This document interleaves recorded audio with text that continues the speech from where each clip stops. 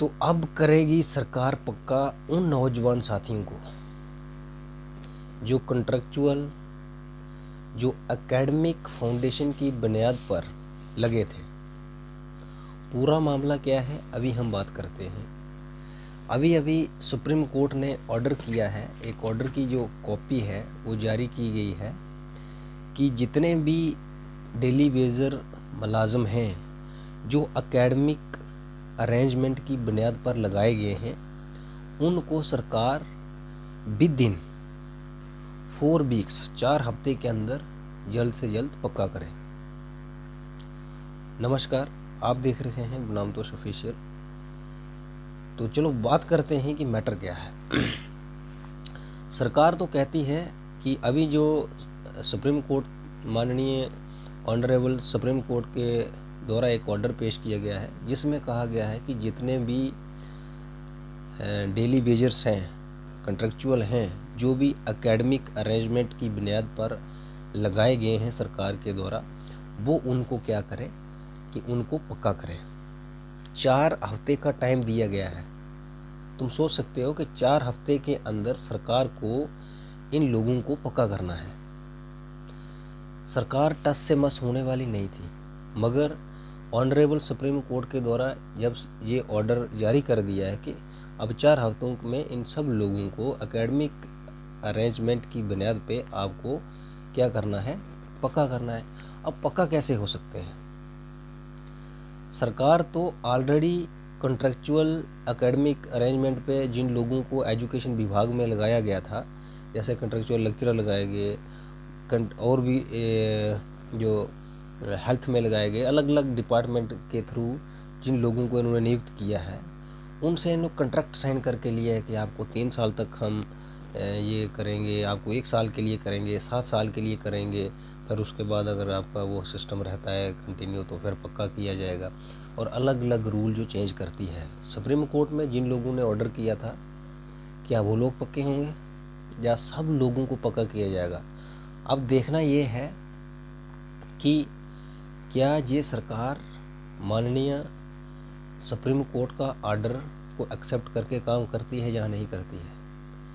एक जो भी एस्पिरेंट्स हैं, जो भी पढ़े लिखे नौजवान हैं, इन सरकारों से तंग आकर वो अल्टीमेटली कोर्ट का रास्ता अडॉप्ट करते हैं।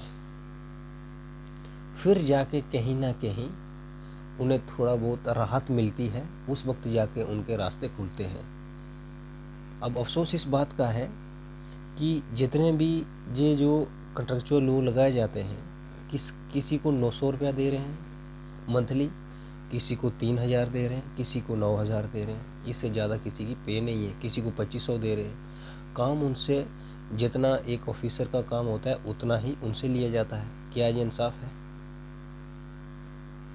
एक मिनिमम वेजेस एक्ट के तहत सब लोगों को, जो भी डेली वेजर्स हैं, कॉन्ट्रैक्चुअल हैं, किसी भी सूरत हाल में जब गवर्नमेंट को जब नीड होती है तो उन लोगों को लगाया जाता है, तो वो सभी लोग परमानेंट होने चाहिए।